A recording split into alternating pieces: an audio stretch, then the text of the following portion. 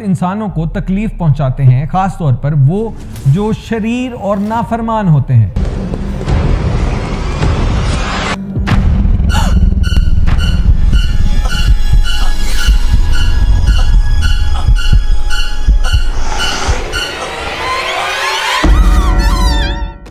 نبی کریم صلی اللہ علیہ وآلہ وسلم نے ارشاد فرمایا، شیطان انسان کی رگوں میں خون کی طرح دوڑتا ہے، اس لیے بعض اوقات انسان کو وسوسے آتے ہیں، برے خیالات جنم لیتے ہیں، یا وہ کسی ناگہانی بیماری میں مبتلا ہو جاتا ہے جس کی ظاہری کوئی وجہ معلوم نہیں ہوتی۔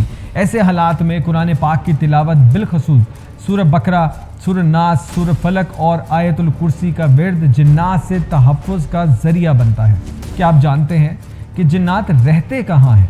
احادیث میں ذکر ہے کہ جنات درج ذیل مقامات کو پسند کرتے ہیں: ویران جگہیں، قبرستان، ٹوائلٹ یا گندے مقامات، ایسے گھر جہاں اللہ کا ذکر نہ ہوتا ہو۔ اسی لیے نبی کریم صلی اللہ علیہ وآلہ وسلم نے ہمیں دعائیں سکھائیں تاکہ ہم جنات سے محفوظ رہ سکیں، جیسے اللہم انی اعوذ بک من الخبث والخبائث۔ یہ دعا بیت الخلاء میں داخل ہونے سے پہلے پڑھی جاتی ہے تاکہ انسان جنات کے شر سے محفوظ رہے۔ اسلامی تاریخ میں کئی ایسے واقعات موجود ہیں جن میں جنات کا ذکر واضح طور پر ملتا ہے۔ حضرت سلیمان علیہ السلام کو اللہ تعالیٰ نے جنات پر مکمل اختیار دیا تھا۔ وہ جنات سے عمارتیں بنواتے، کام لیتے اور جنات ان کے حکم کے تابع تھے۔ قرآن مجید میں حضرت سلیمان کا واقعہ یوں بیان ہوتا ہے، اور جنات میں سے بعض ان کے سامنے کام کرتے اللہ کے حکم سے۔ یہ وہی جنات تھے جنہوں نے بلقیس کا تخت پلک جھپکنے سے پہلے حضرت سلیمان کے دربار میں حاضر کر دیا تھا۔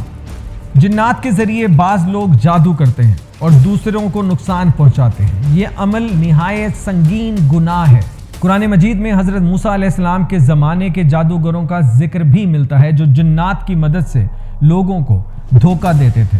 ایسے شیطانی اثرات سے بچنے کے لیے شریعت نے روحانی علاج بتایا ہے، جس میں قرآن کی تلاوت، دم کرنا، اذکار مسنونہ پڑھنا، کسی نیک عالم یا حافظ سے رجوع کرنا۔ جادو کا علاج جادو سے نہیں بلکہ قرآن و سنت سے کرنا چاہیے۔